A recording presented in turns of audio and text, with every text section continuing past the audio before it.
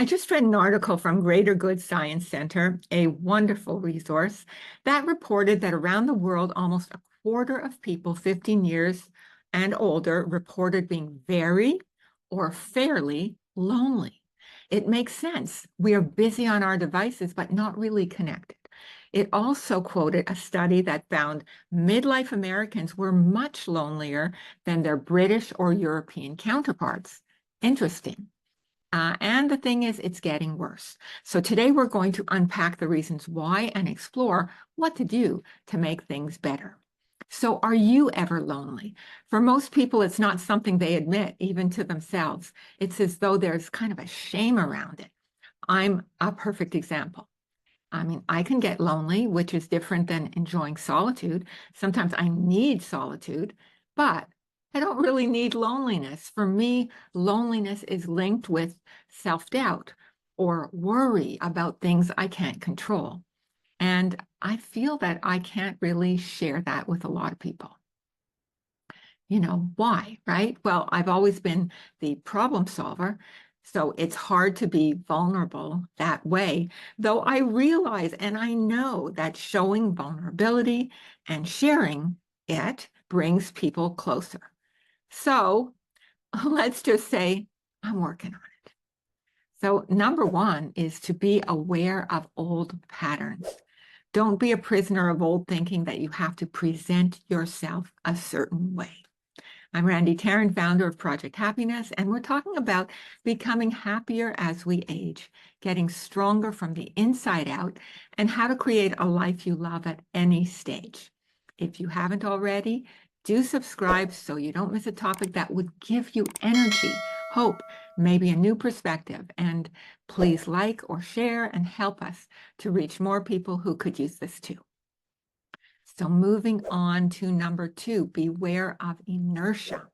So taking my sister as an example, when she notices that loneliness and inertia are kind of creeping in, and you have to be aware of it because so often we're on autopilot, but she recognizes it and then she'll take action, as in time to call the friends and make some plans. Number three, get a dog, a pet, and walk it. And you'll meet people, you'll get exercise, which mitigates depression, you'll have a routine, and a new community of fellow furry pet lovers. Imagine getting together at the dog park, or just passing each other on the road. If you take your walk at 8 in the morning, you tend to see the same people. Number four is invite people you meet for a coffee or a walk, get to know them better. People are shy. You can make the first move.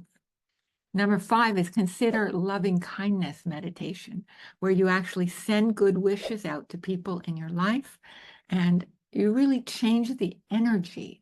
So you do feel more connected, even though you're not with them, you are connecting to them. And I'll give you a link for that as well.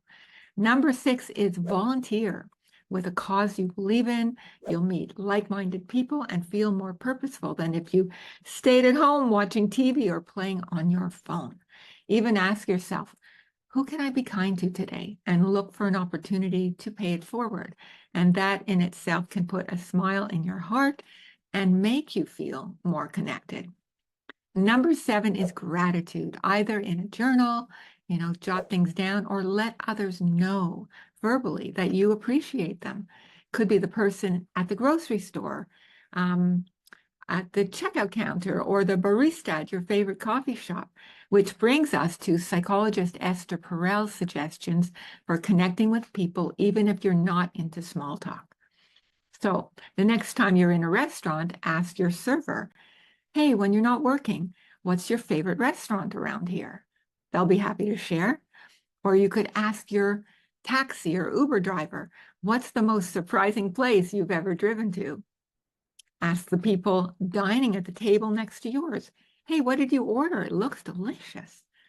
Or ask somebody on the street, I love your outfit. Where did you get it?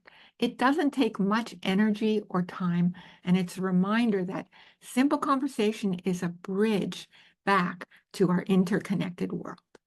So I want to circle back to why Americans, say 45 and up, are getting lonelier. So many people know that the Surgeon General Vivek Murthy regularly speaks about a loneliness epidemic in the US, but it's not just here. Britain and Japan have created ministers of loneliness to give priority to this issue. So, number one, compared to Europe and England, more Americans tend to move away from family and friends, and it can be hard to set up a new support system in a new location while missing people you have history with and trust and love. It takes time.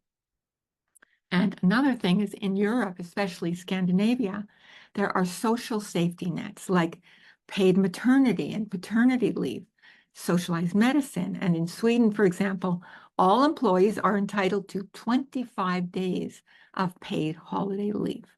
There's a custom of getting together after work and on weekends to socialize, to do sports, to play games, to unwind. And in the US, midlifers may be taking care of their kids and parents at the same time and trying to juggle work and life, leaving very little time and energy to prioritize social connection. You know, that's the thing that falls off. So I want to leave you with two questions. Would you call yourself very or fairly lonely too? And the reason I ask is because if you're aware of it, then you have choices. And what do you do to move through it? Please share your thoughts in the comments so other people can benefit from that. And as always, sending you lots of love, and I look forward to seeing you next time. Bye for now.